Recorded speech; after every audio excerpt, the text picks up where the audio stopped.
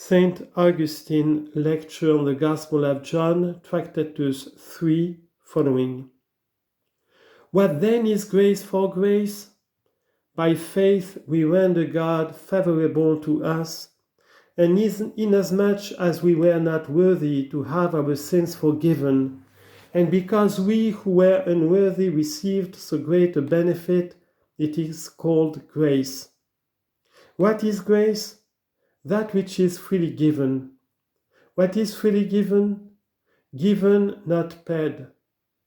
If it was due, wages were given, not grace bestowed.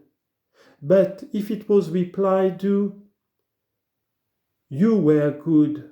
But if, as is true, you were evil, but did believe on him who justifies the ungodly. Romans chapter 4, verse 5. What is who justifies the ungodly? Of the ungodly makes pious. Consider what did by right hang over you by the law, and what you have obtained by grace. But having obtained that grace of faith, you shall be just by faith, for the just lives by faith.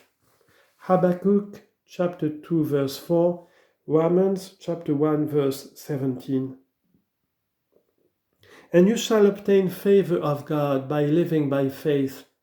And having obtained favor from God by living by faith, you shall receive immortality as a reward and life eternal. And that is grace. For because of what merit do you receive life eternal? Because of grace. For if faith is grace, life eternal is, as it were, the wages of faith. God indeed appears to bestow eternal life as if it were due. To whom due? To the faithful, because he had merited it by faith. But because faith itself is grace, life eternal also is grace for grace. Listen to the Apostle Paul acknowledging grace and afterwards desiring the payment of a debt. What acknowledgement of grace is there in Paul? Who was before a blasphemer and a persecutor and injurious, but I obtained, says he, mercy. 1 Timothy chapter 1 verse 13. He said that he who obtained it was unworthy, that he had, however, obtained it, not through his own merits, but through the mercy of God. Listen to him now demanding the payment of a debt, who had first received unmerited grace. For, says he, I am now ready to be offered up, and the time of my departure is at hand. I have fought a good fight, I have finished my course, I have kept the faith. Henceforth there is laid up for me a crown of righteousness. 2 Timothy chapter 4 verse 6 to 8. Now he demands a debt, he exacts what is due. For consider the following words, which the Lord, the righteous judge, shall render unto me in that day.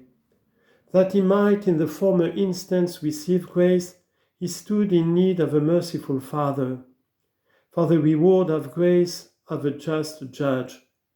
Will he who did not condemn the ungodly man condemn the faithful man? And you, if you do rightly consider, it was he who first gave you faith, whereby you did obtain favor. For not of your own did you so obtain favor that anything should be due to you. Wherefore then, in afterwards bestowing the reward of immortality, he crowns his own gifts, not your merits.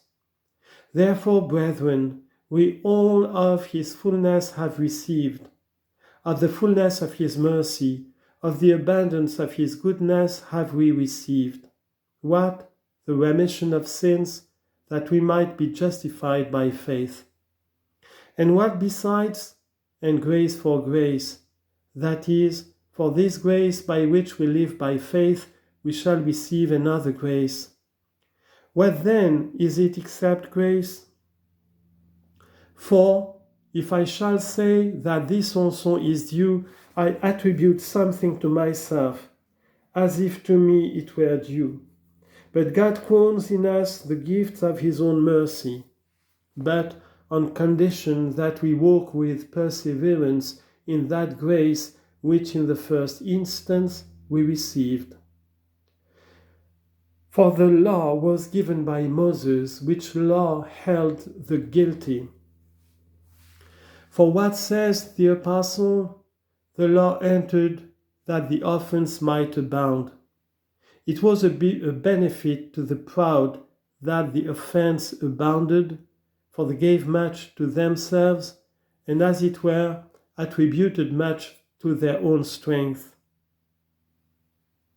And they were unable to fulfill righteousness without the aid of him who had commanded it. God desires to subdue their pride, gave the law as if saying, Behold, fulfill, and do not think that there is one wanting to command. One to command is not wanting, but one to fulfill.